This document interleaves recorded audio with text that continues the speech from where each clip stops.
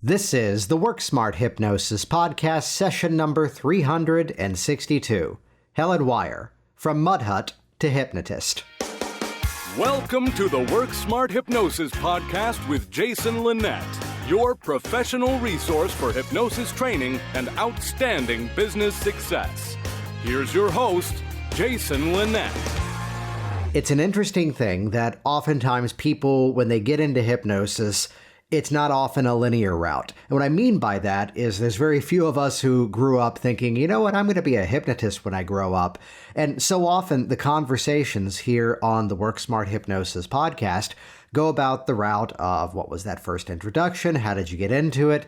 And I've got to say, this has got to be one of the more interesting stories that on the surface level, it was just I learned some strategies from NLP, and then I went to a meeting and I met someone who did hypnosis and I learned it from there.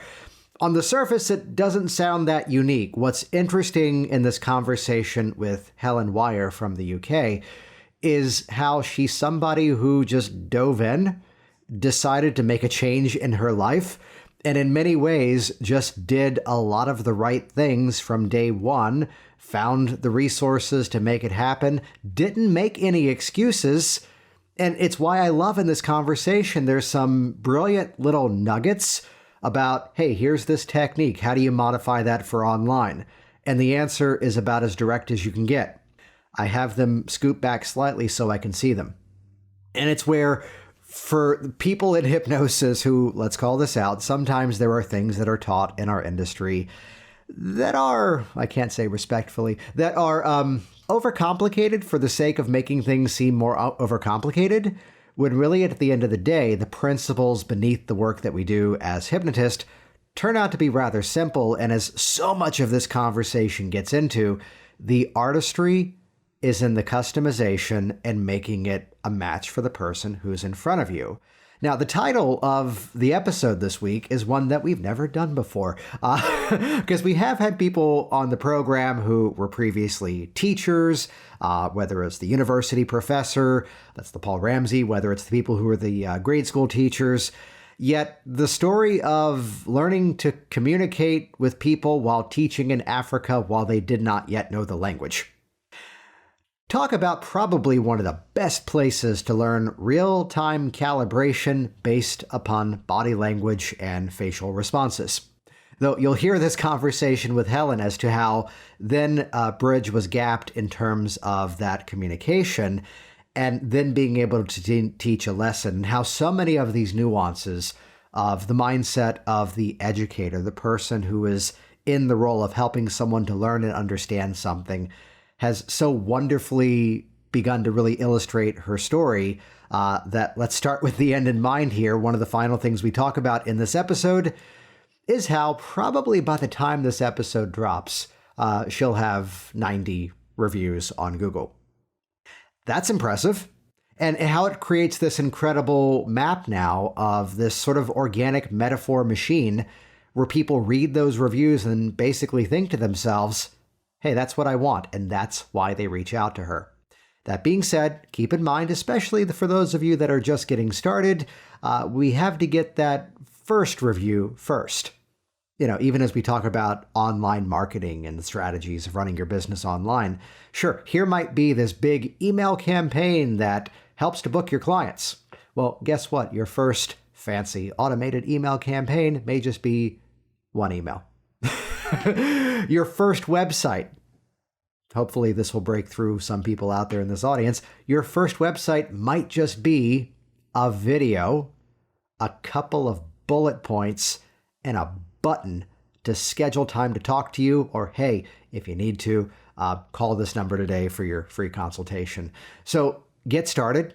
Get up and running. The best thing, we're going to talk about this in this conversation with Helen, the best thing that many of you can get right now is real-time feedback. To be sitting in your home, waiting for the phone to ring and thinking about the clients you could help or the business you could run, you're not quite serving anybody. Instead, to get out there, as you're going to hear so many amazing nuances of Helen's story, of getting out there and making things happen. This is episode number 362. So for the show notes of this episode and a bonus photo of the Mud Hut we talk about, be sure to head over to worksmarthypnosis.com / throw in these numbers 362, or anywhere on the WorkSmart Hypnosis website. The top left is a way you can search for the various episodes. You can type in Helen, you can type in 362, that'll bring you right there as well. And while you're on the web, check out hypnoticbusinesssystems.com. This is the all-access business training that I share with Hypnotist in terms of how to get out there, how to attract the right clients, and thinking systematically about the nature of the business. I throw in a quick comment here for transparency. You'll hear Helen reference in the conversation that it was the system that I was teaching inside of Hypnotic Business Systems that she used as the launching point, as you ought to, then she made it her own. And that's how, by the time this episode releases, I'm sure there's going to be 90 reviews up there as well. Well, that's just one of the systems. You want to shortcut the process of how to make sure you're only getting calls from qualified clients who are ready to change, willing to follow your instructions, and yes, willing to pay for your services. That's one of the systems inside of Hypnotic Business Systems. Hey, do you want to round out your income and help a bigger audience by not just limiting your time to one-to-one sessions? Well, there's a whole training about how to deliver high-quality group trainings. That's one of the Hypnotic Business Systems. Or hey, why don't you duplicate yourself and earn money while you sleep? There's a whole training inside of Hypnotic Business Systems on creating your own digital products, membership websites, and yes, making it rain on the web. So I'm going to point you to two places here to look at, which are all off the same link. Head over to hypnoticbusinesssystems.com and look through the page. There's all sorts of reviews, as that's the theme of this episode. There's all sorts of success stories and videos. You could watch a bit of a tour inside. But do this. At the bottom, of course, is purple. There's a floating bar that if you click that, it's going to bring you over to a thing that's a free on-demand business hypnosis training, 6 steps to a 6-figure hypnosis business. I'll tell you in advance exactly what that's going to be. It's going to walk you through the 6 most powerful strategies that are consistently running the bulk of my business. It's not the kind of presentation where I just tell you what they are. You see me demonstrate them step by step. And yes, there is an invite to join the paid community at the end of that, but it's all under a respectful premise. You could go off and try to reinvent the wheel and try to figure this stuff out for yourself, and not just the loss of time, but that leaves people that you're not yet helping. Respectfully, how dare you? And instead, to join our community and our program, Helen's a member. You've heard a lot of it, I'm sure, over the years from people on this program. But to get the roadmap as to what actually works in our lovely little wacky hypnosis community and get up and running even faster, even sooner, hey, let's make this easier for you. So either way, browse the page, click the purple bar at the bottom, head over to hypnoticbusinesssystems.com to learn even more. So with that, let's jump into this outstanding conversation. I've been looking forward to this one. Here we go. I love the title, session number 362, Helen Wyer, From Mud Hut to Hypnotist. I have to be really honest, I didn't know anything about hypnosis apart from what you see on the TV, all that kind of business. And when I left teaching and got into used to do some networking, met a hypnotherapist who kept telling me about these amazing stories. And I thought, I'd like a bit of that. I'd gone into coaching and an NLP type stuff because when I was teaching, I was a student. I mentored student teachers, and they sent me on a coaching course, and I was like, I like this, I can do this. And actually, I think I'd realized I'd been teaching in a coaching style all the time, really, but didn't know that it was called that. But I always knew it didn't quite go far enough. So I'd finished teaching by then and got myself on a course, got myself trained up. And even mid course, I started thinking, do you know what? I'm going to start taking on clients and charging for it. And yeah, that's where it really all first started. Nice. And I love that part of the story. And this is, I'd say it's frequent, but it's kind of more on the rare side. As in, I was already, working with teachers. I was already a teacher myself, and I was already aware of NLP. And then I got into hypnosis, which the new student of all of this often goes, which one do I do first? And either track will work. I read a book on NLP, saw hypnosis, and then came full circle back. Though I'm curious to ask, in the previous career, what were some of the applications? What were some of the benefits you found of being aware of these principles, even in another segment of your life in terms of another career?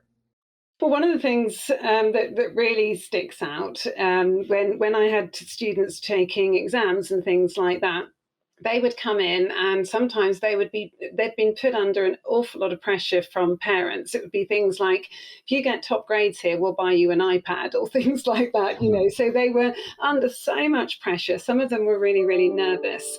And I knew that I had to change their state, because they'd come in, they'd be so scared, they'd be nervous, all host of a bunch of sort of stuff.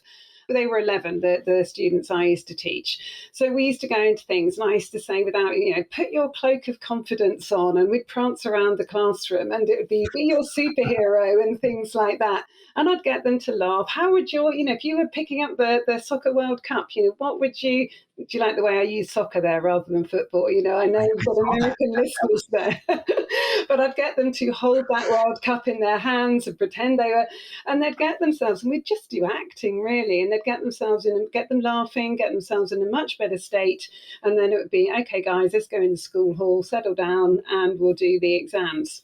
I just thought it was a little bit of drama I was doing and things like that. And then I suddenly began to think, hang on, this is really working. And then as I studied a little bit more, I could see how that was all working out. And again, one little kid, he used to stay behind. He never wanted to go home.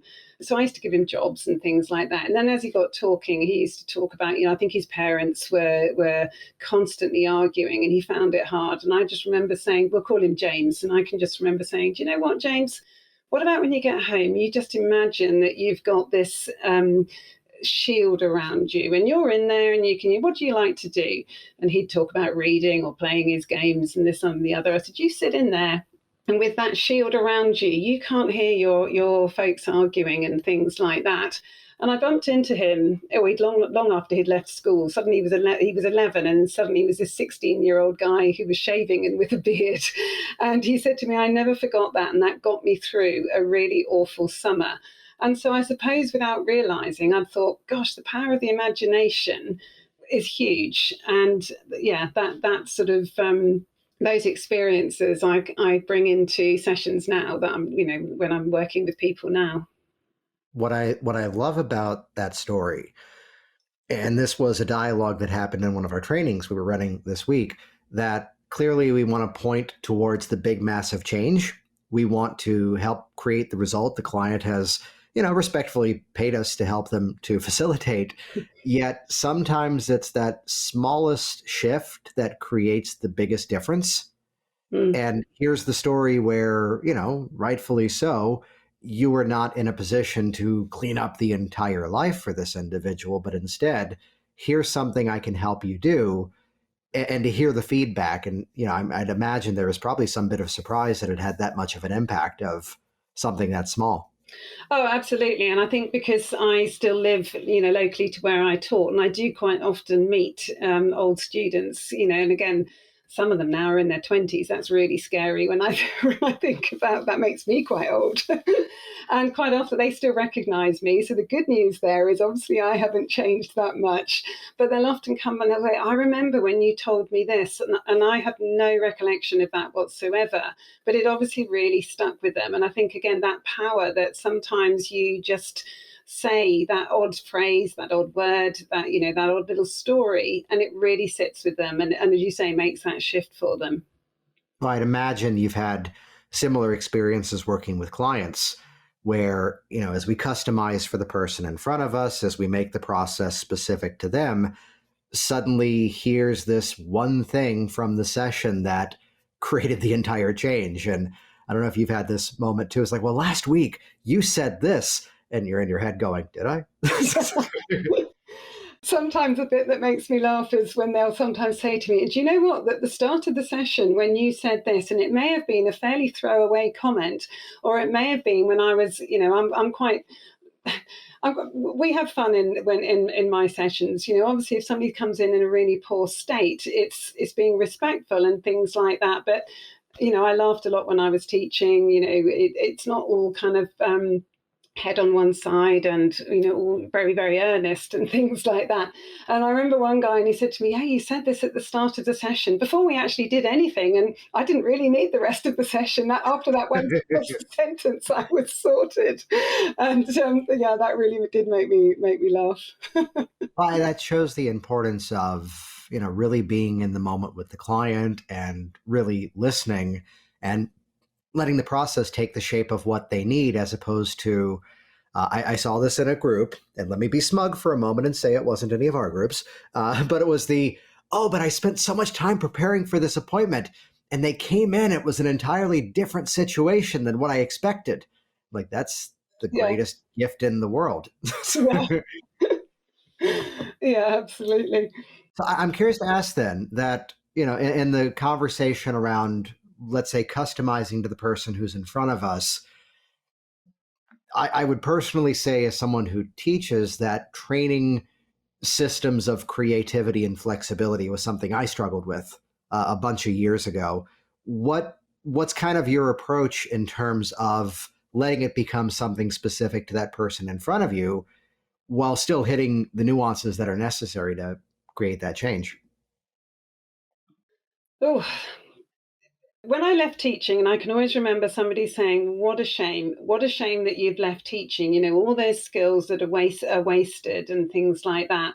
Looking back now, I think, that was a really, really great foundation on which to build my business, because it taught me so very much about people. Yeah. Little people are still people, whether they're 11 and they grow up into big people. And I think, again, also, I worked in Africa for 2 years when I was 21, and Oh, wow. lived in a mud hut for 2 years. Couldn't speak the language, but I went to teach, which I know sounds bizarre, but you have to learn very, very quickly to read people. And it's amazing, even though you haven't necessarily got a commonality of language, say like English. And I learned the language was Bemba over there. I learned that pretty quickly because I had to. But you can pick up so much from non-verbal communication, people's body language, a fleeting glance over the face. And I think I did it without even realizing, because I had to. Again, when I was teaching, again, I could look at a class, and I might have 30, 33 in a class or something like that. And you knew instinctively, right, that group's got something you've said, that group doesn't have a clue, needs it, explaining again, that one needs a bit of reassurance. And again, it's just, I think, the fancy word is calibration, but you're doing that all the time without realizing. So then move forward into, business, and whether you're online, or I do both. I do online and I see people face to face. And it's just that flash across the face. It's that when you ask a question or things like that, that gives you an insight and gives you a clue as to what that client needs and how to tailor that session. Because you're right, if you go in thinking, and sometimes I think, I wonder if I'll do this, but if you've got that toolkit and you can just dive into it and calibrate, watch the whole time and think, okay, yeah, no, that one's not working actually, but let's change it to this. And having that confidence that you can do that. And again, you needed that with teaching, because you'd go down one path and look at the class and think, I've lost half of you. So I'm going to have to do something different, And I suppose because it was something I was so used to, it didn't seem particularly that scary to do it when I was doing it with clients. I have to say, part of me now wants to branch into the Africa stories and let that be the rest of the episode. But you're right that, well, when so much of the work we do is based upon communication, and suddenly we're now in a space where we can't yet communicate with words until the language is learned by the other party, I'm sure that gave you a greater appreciation of, can we say, specificity or just care in terms of words? Mm. Yeah, that's right. And again, it's listening. It's listening to, say Africa was slightly different. And when we would get along with English and Bemba and things like that. But even then, when you're working with children, if I was going to, yes, I wanted to increase their vocabulary and things, but you had to do it in stages. But similarly, when you're working with a client in front of you, it's using their language. I think that's really, really key, rather than changing it to something, well, I think this sounds better than what you've just said, Oh, yeah. because that's just not that's not their world. That's not what they're, and even on the intake form and things like that. So I'll probably scribble a few notes down before I meet them, just to think, right, what have they said on there? What do they want? What change are they looking for? And using their specific words, I think that's really key, really important. I will give a warning to this insight here to anyone who's listening who's brand new, which is that the further into my career that I've gone now, the more that my note taking working with a client is more, what are the words that they're saying? And, as the word pops up more frequently in the conversation, if I'm doing something and I'm handwriting, I'm going to circle the word. These days, I'm seeing all my clients online, and I just have a Word document that's opened up that I'm taking notes inside of. And that's where I'm just putting little stars, little asterisks next to it, which the ultimate line of this goes back to a client who came in and he had a fear of flying. And he described it as this feeling of trepidation whenever he flew. And true story, the only thought in my head was, oh, great, now I have to use that word for the next hour and a half. Yet it was, let's go back to the NLP, it was his map of the issue. And to talk about your fear, your phobia, your anger, no, that's not how he represented it. No. That's right. And I'm really upfront with my clients, and I will say to them something. So if he'd have said to me about the trepidation, I would have probably said, oh, great, now I've got to spell that. And I know I'm a teacher and should know how to spell it. But hang on a minute while I write that down. And again, you're changing that state, getting them to laugh a bit, and you're building that rapport with them without even realizing. Yeah, I love that. So then let's go back to some of the story that, originally it was something you were using to supplement the work you were already doing. Here came a bit of a chance encounter by networking and meeting someone who actually did it.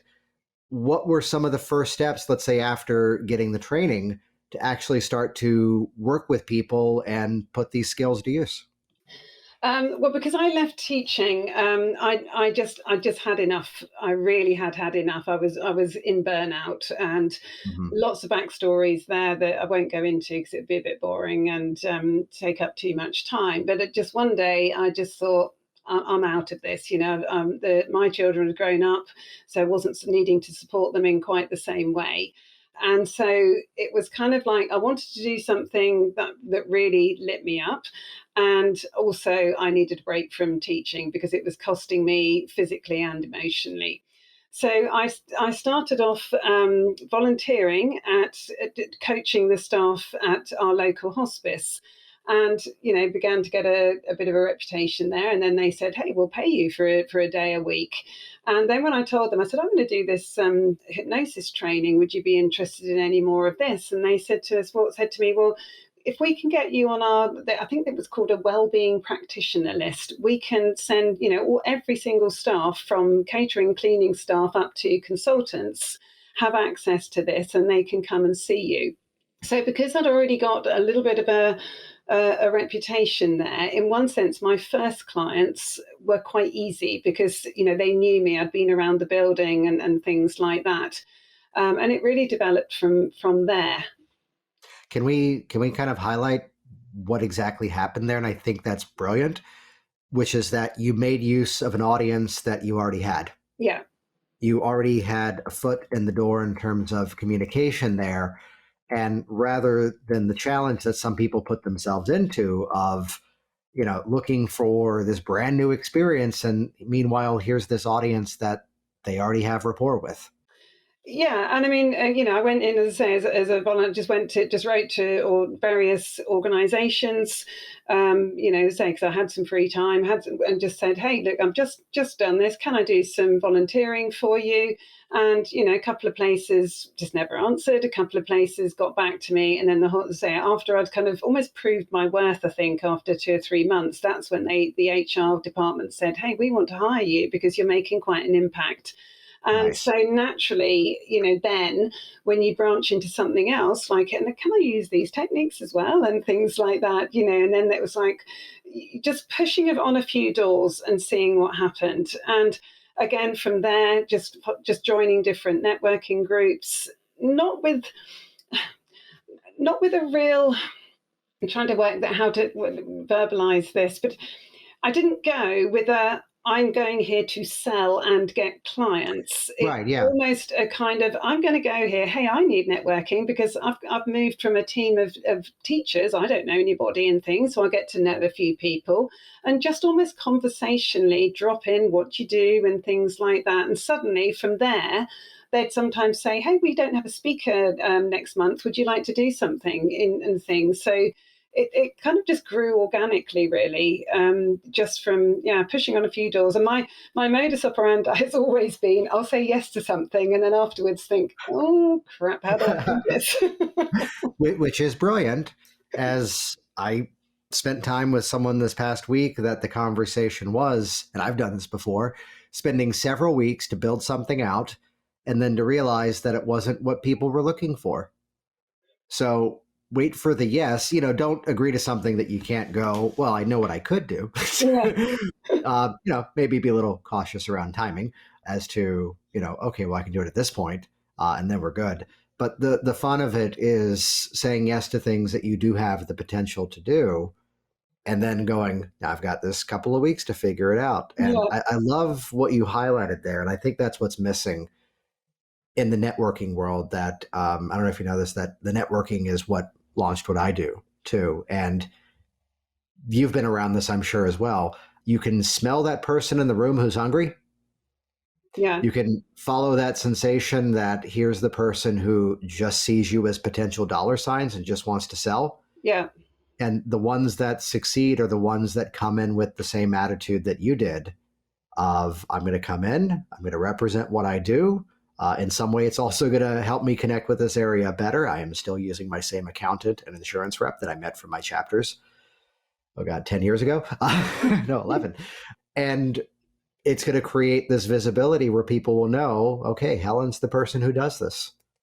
Yeah, and then, I mean, in time, there were a few, and I thought, oh, this isn't a good fit with me, and I've got better things to do on a Tuesday evening, for example, or something. So I didn't bother going back to them. But there were a couple that I continued, made friends there, and actually, I've had so many referrals from all of them.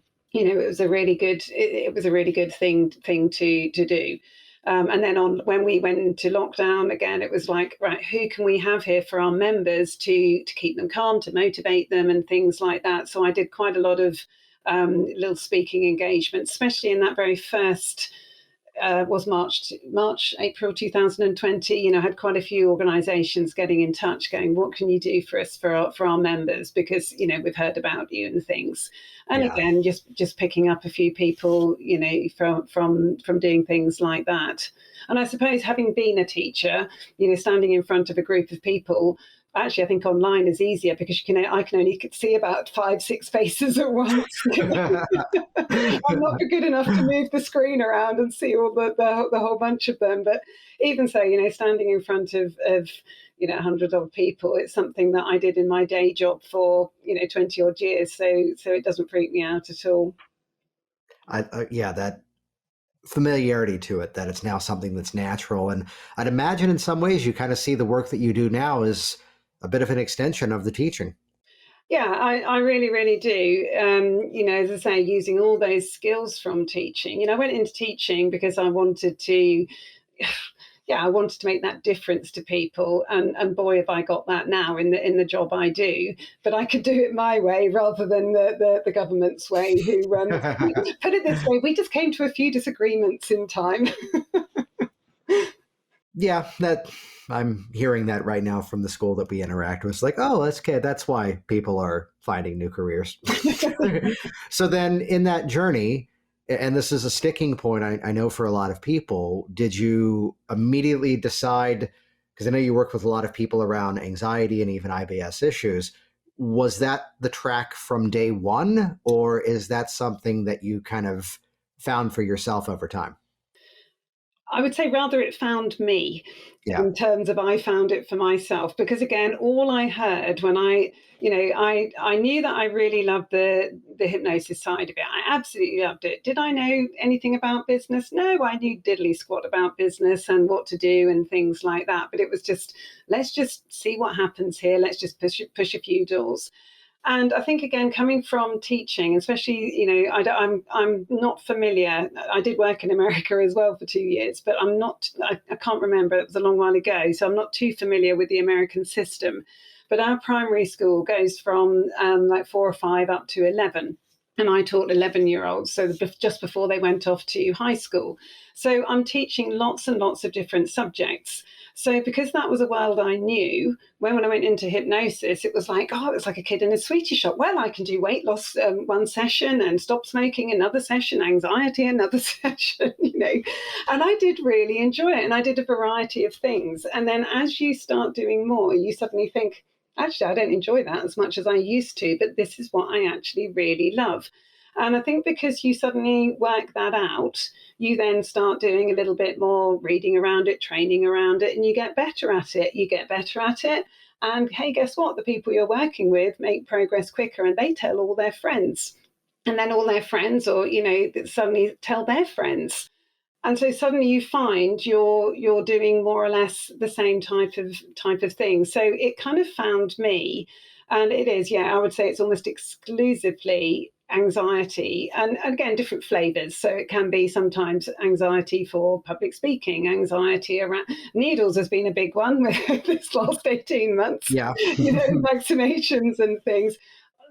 A lot of just what I would call general anxiety, and then a lot to do with the IBS. I love the IBS work, really, really do. And again, there's a hospital in the next county, and in England, they're not particularly supposed to, consultants, actually name a hypnotherapist, but I've heard on the quiet that I think it's a bit of like, go and see a hypnotherapist for this, oh, by the way, Helen Wyer, she's quite good at it. Kind of wouldn't put it down on paper or anything like that, but it just seems, I'm getting an awful lot from the same consultant here. So yeah, that's been really good, and it's just so rewarding to get the feedback, from it. And I think Freddie Jacquin, and I love it when he says one of the greatest gifts you can ever do for anybody is get them out of physical or emotional pain. And I would wholeheartedly agree with him on that. It's so rewarding to see that difference you make to somebody. So then out of that, has there been, let's say, a bit of, which I know you customize, of course, but I know inside of that, have you found some sort of go-to strategies or just a philosophy of the change process that would be helpful to those that want to help work with these clients as well?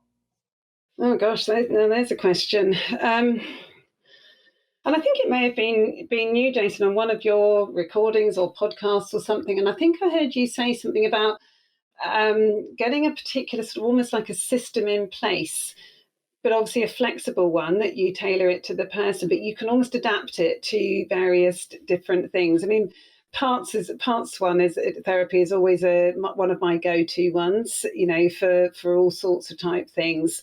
I know, again, hypnotists will be arguing about it for some people go, oh, I hate idiomotor signals. Other people love it. I quite like it. I find it, I like the whole theatrical bit of it and things like that. Right.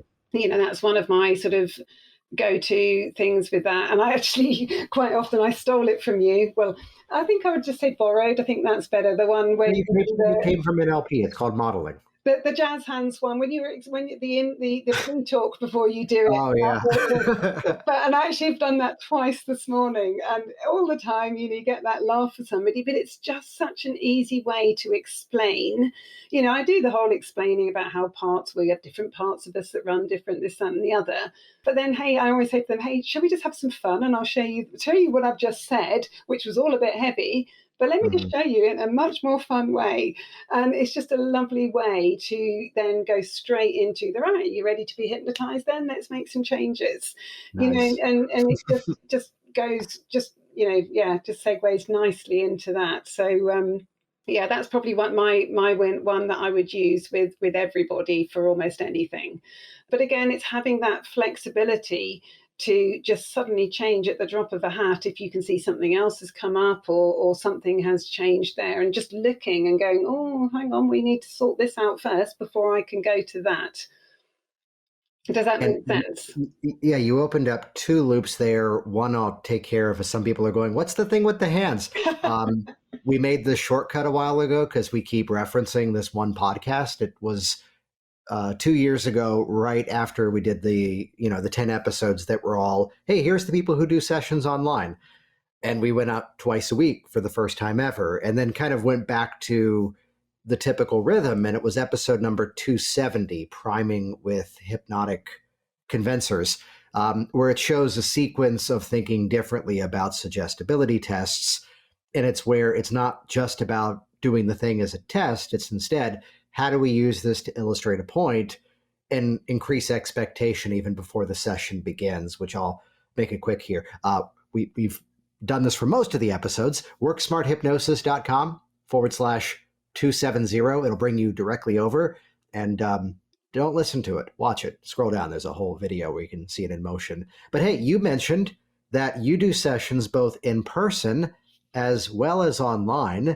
And if only, what was it, 3 weeks ago, suddenly 3 different people at the same time posted a question to our public Work Smart Hypnosis community about, hey, I love ideomotor work, but how do you do it online? And I eventually had to then tag the different threads to go, someone already asked this, go here. But hey, Helen, while we're here, how do you, well, let's start with this first. For those that maybe are not yet aware of ideomotor signals in a hypnotic process, can you give like a brief description as to what that often entails and why we would use it? So Come on, teach. pressure. Hey. So again, when I'll have nicely gone in with the podcast one that you just told people about, the jazz hands thingy to whatever. But it's that pre-talk, I think, and I think you said that, and creating that expectation, and I think that's really, really key with whatever you do here. So, you can't be wishy-washy about this. I will say to them, and when I'm doing, that talking to that part of you will respond in some way or another, and it could be.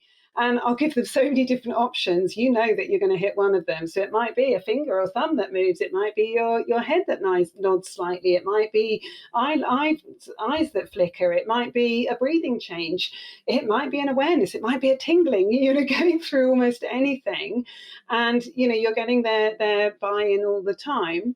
And actually, I'll sometimes say to them, hey, can you just move your chair back a little bit, depending on where you're sitting. But normally I've set that up when I've sent, before I've even worked with somebody, how I'd like them to be there. And sometimes if I can't see, I'll be really honest. And afterwards, I'll say to them, well, I think I noticed this, but you tell me, what did you notice here? And I've never had anybody say, well, I haven't noticed anything. They'll normally say, well, my arm was tingling, or my fingers were really twitching there, if I haven't been able to see it, when I'm asking those questions. And I think I'm really bad at, I know it's called parts and it could be called 6-step reframe. I'm not so good at remembering I know how to do all this stuff, but I never remember what they're all called. Well, I think back to Michael Elner, who, and this was a respectful quote of his, where he said, at the end of the day, there's only so many different change strategies in all of this work. There's just different presentations and different ways of getting into it. Yeah. So, from the NLP model, here's changing personal history, here's re-imprinting, here's reparenting. And at the core of it, it's the same basic steps. And then I'm the one who goes, everything is still cause and effect relationship of language, that as you bring your attention here, it helps you to do that. As that finger responds, it means you're now releasing that fill in the blank. So you're basically just giving a simple instruction, though. Scoot back so I can see you. And I love that you're giving, I call it a menu. Yeah. It might be this. Are there any times that you're having to, just because this was one of the follow-up questions in that thread, are there ever times where you're having to find a mechanism to amplify it so you can actually see it? Yeah, sometimes I've had actually, and that will be, I'll say something along the lines of, and that will be even stronger there, or something like that. And do you know what? it is stronger. Because again, it's saying it, it's using your voice, it's using your confidence, it's holding that space. And again, thinking back to teaching, sometimes you've got to, especially with anxiety people, and they've lived with this for years, some people. And if I said to them, oh, well, I'm not sure this will work, but hey, we'll give it a go here, and I'm not sure you're quite the right person for this, they'd want their money back and they'd get up and leave, and I wouldn't blame them.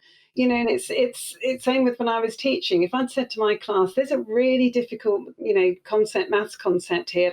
Do you know what, guys, I just don't think you're going to get this, and you're probably not going to get it before you went on to high school. No, I had to say to them, hey, we're going to do this and we're going to do it well. We may need to practice it a bit more times. And you're holding that space for them, and you're building that expectation and encouraging all the way. And I think that expectation starts the moment either you say hello to somebody online, or you meet them at the front door if you're in the, you're working one-to-one in a therapy centre. You can already start suggesting almost from that very moment forwards, and telling them success stories of other people that you've helped, but not in a salesy way, but just, this, in a storytelling way. And I think that's really, really important. Well, that reminds me of a chap I worked with last week, and just weaving that in just so conversationally, before, and getting that expectation before you even start. There's a favorite part of this, as we've talked about, creating change. We've talked about the approach of the customization. Have there been moments where, let's say, politely, even you were surprised that it got a result in the way that it did, in terms of the process, in terms of like client feedback? Yeah, I'd love to say to you, do you know what, Jason? I have been 100% successful with 100% of people. Oh, we don't allow that on here. But I would be lying if I said that to you.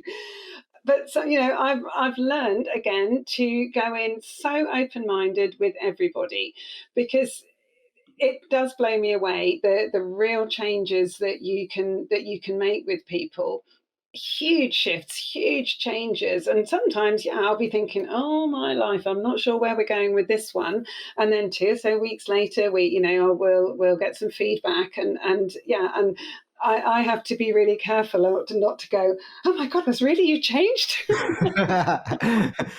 Really? That was you last week, right? But I think, and I can't remember who it was. It wasn't my basic training, and I need to be quite polite how I say this here.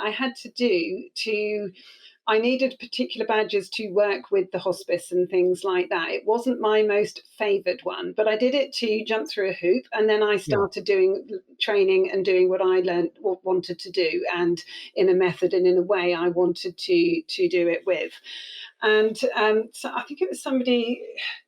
I'm just trying to think who it was. Could even have been Freddie Jackman. I can't remember, but it was almost like, expect that change, and that change will happen. And I think I've learned to do that, and thinking it's not about me, actually, it's about that person and them. And I'm going to be confident that what I'm doing, I know it well enough, and I'm going to deliver it in a confident way, using my voice, all the things that I know, and that change will happen. And I think when you get into that mindset, that comes across to the person opposite you. Does that make sense? That does. And I will, in a very respectful way, say at the end of the day, some of us say the same things. I will often quote that it sounds better when it comes from Freddie's mouth. That mine is, I'll give credit where it's due. Jeffrey Ronning was someone who used to be much more active in the stage hypnosis world. And for the entertainment side, the sort of curse of the show was, what if no one volunteers? What if I can't hypnotize them? And instead to go into the experience with the expectation that I'm going to have more people than I need, and they're going to demonstrate what I need to see to help them to get to the best level of hypnosis to pull off the show. And with permission, I modeled that and pulled that into the change work, that it takes a lot for me to go to the place of resistant client or analytical resistor or secondary gain, because respectfully, we've all done hypnosis more than our client has. Therefore, it should be our responsibility first to then bend and morph where needed and where necessary. Yes, they're resistant to change. Otherwise, they wouldn't be in front of us. yet they've clearly made a decision to come to a hypnotist, so there's a lot less resistance there. But the modification is that this person's reaching out to me because there's a part of them that's absolutely ready to make this change. And two, they're going to be a willing participant for this to become a bit of a mutual dance to get to the best process of hypnosis necessary to help make that happen. Mm. So it's a positive expectation from the start, as opposed to, oh, this person's an accountant, they're going to be analytical. No, or better yet, maybe, but most likely maybe not. Let's not hypnotize ourselves to believe it's more impossible than it had to begin with. Yeah. Yeah, absolutely. And I love that you said that mutual dance there. And I think that's a really good analogy of what it is when you're working with somebody and almost in sync with them, and watching them, and that calibration that we've talked about, just a few minutes ago. Yeah, absolutely. So let's talk about something that I know you pulled off, and it's one of my favorite categories of getting that feedback. How many reviews are you up to now on Google? 86, and I know I've got 2 or 3 other people that asked me for a link, which I've sent out this. So I'm hoping that in 10 days' time or so, I'll be up to 89. So that would be good. That'd be cool for the start of January, won't it? Well, once it hits 89, then you just got to go for 90. And at that point, and then 100. Hey, I know. And then at that point, it becomes, what was it? With my book, it's like, oh, cool, 100 reviews. And then once it hit like 117, I'm like, that's not too, just take it and be happy.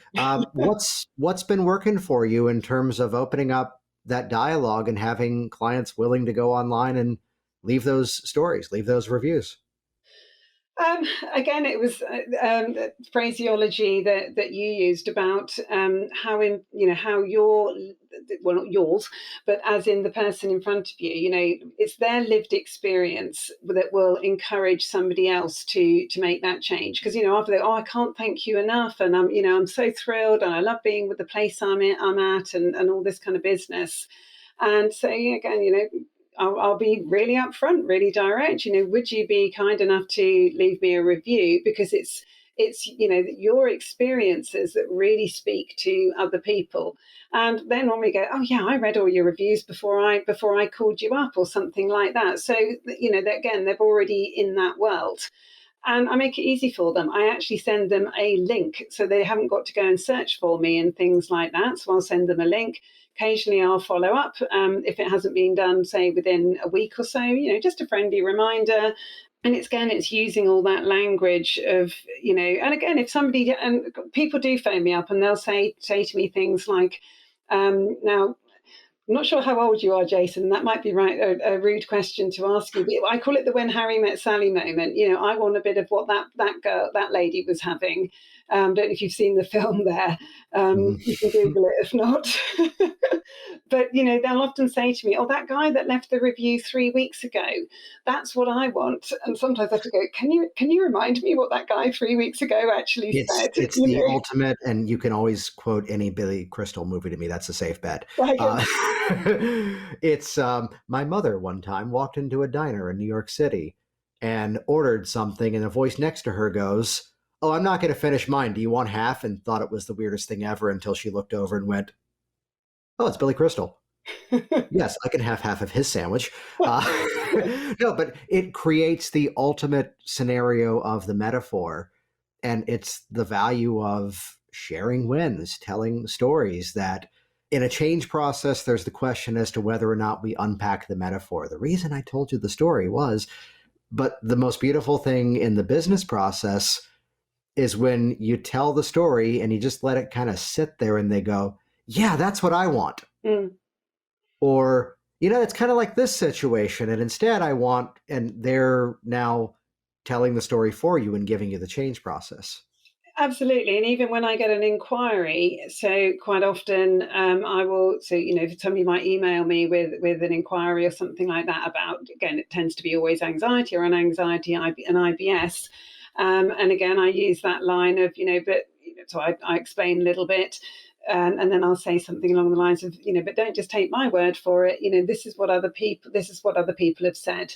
And I'll just, include a couple of recent reviews about some work I've done that, they're looking for help with, whether that's IBS, whether that's fear of flying, whether that's general anxiety or something, or insomnia, something like that. So already you're setting that expectation of, oh, well, these are the people she helped with that sort of thing. And so people are coming in, I find, much more compared to when perhaps I first started out and I didn't know any of this stuff. People are coming out now into the first session with a different expectation. I would still say most of my clients are word of mouth referrals from people, even like 4 years ago when I started out. I think I heard you say once that you almost want to say to them, "Hey, come back now, I'm better." And I actually was able to do that just before Christmas. And it was a lady I helped for, I think that was stop smoking. That's right. She stopped smoking. And anyway, she called me up. Stuff had happened and she said, "You were the first person I decided to call. You did such a good job with this." I thought I was pretty rubbish at stopping smoking. There's another story.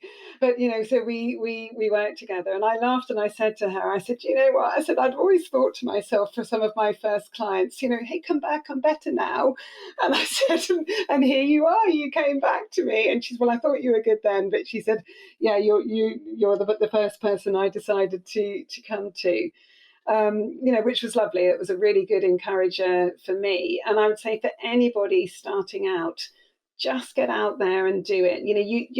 You learn by doing. I'm a great believer in that. And, again, going back to teaching. When I first started teaching, I was enthusiastic. I knew the theory, but I didn't have a great deal of practical experience. But those students still actually made progress despite me,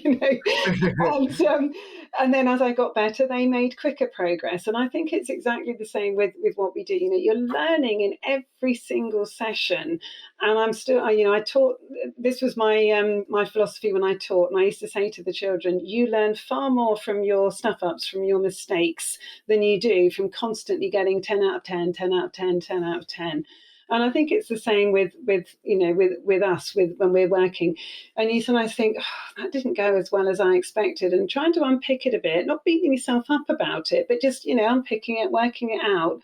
And I think you do learn more that way, but it's just throwing yourself in there and just seeing what happens, rather than waiting and going, well, I need to wait till I've got this qualification. I need to wait till my website's perfect. I need to wait till this. I need to wait till that. Because I think you'll be waiting a long, long time. And it's just getting in there and having a go and, being surprised at the changes that you make. And the greatest thing about that is that one of the things that, what people want versus what they need is often a very different conversation.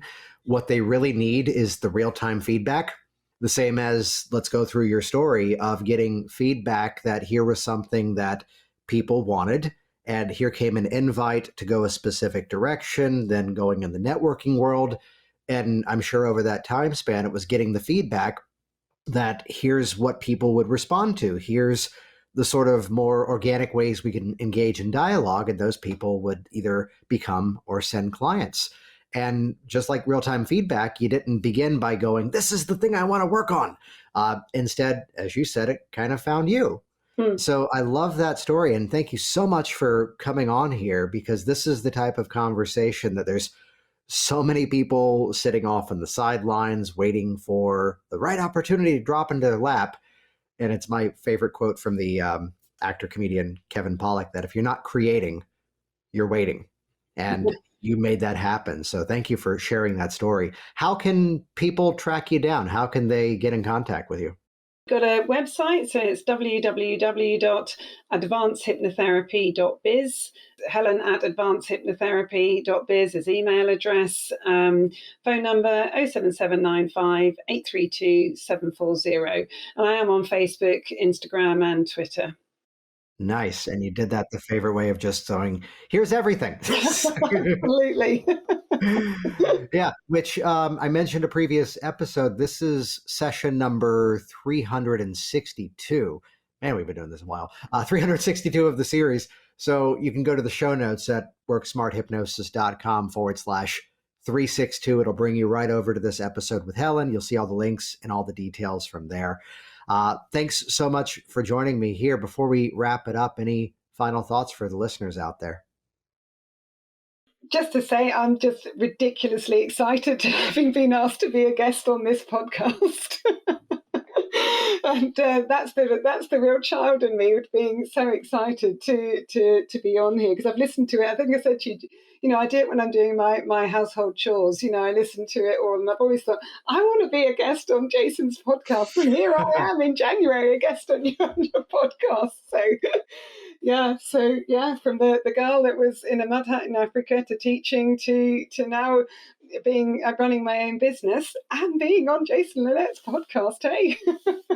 So behind the scenes, everybody, usually as soon as we stop recording, we chat for a bit, to which I always listen for a title in the episode. And I think you just gave it to me. It's going to be The Power of Teaching, which that's exciting. But episode 362, From Mud Hut to Hypnotist. Can we go with that? We can go with that. That sounds really cool. Jason Linnett here once again, and I need to change up the outro of this episode. No, seriously, head over to worksmarthypnosis.com/362, and that'll bring you over to the show notes of this episode, because you got to see the Mud Hut and check out what Helen is up to. You'll see the links to her website, her social media pages there as well. And also check out hypnoticbusinesssystems.com. There's no need to struggle. There's no need to have to reinvent the wheel. Model what actually has been proven to work consistently, not just in my business, but at this point, more than 1,000 hypnotists around the world are in this community using these strategies as well. And yes, making it rain. Run the math for yourself. Book 1 or 2 new clients with the systems I teach. You've recouped your investment easily, and now you've got the systems to help even more people. So check that out, hypnoticbusinesssystems.com. And hey, one more thing. If you're coming to the ICBCH Winter Hypno Conference, if you're coming to Hypno Thoughts Live in Vegas coming up in July, come say hello. One of the best lessons I've ever learned in this industry was that the more giving people are, it's often directly proportionate to how successful they are. So just be aware that there are some who go, you can't have this unless you do this, or no. Yeah, no.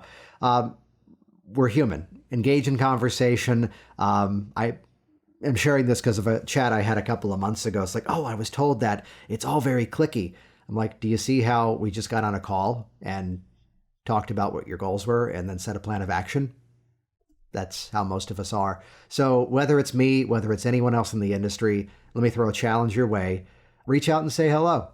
You may surprise yourself exactly where it goes. Thanks for listening to the Work Smart Hypnosis podcast at worksmarthypnosis.com. Hey, it's Jason here, and reading is lame and videos are awesome. So do this right now. Go ahead and click subscribe right here inside of this video, and that will link you to my YouTube channel, and you will be the first to find out as new information is shared here online. Click subscribe now. Stay in touch. I look forward to hearing of your success very soon.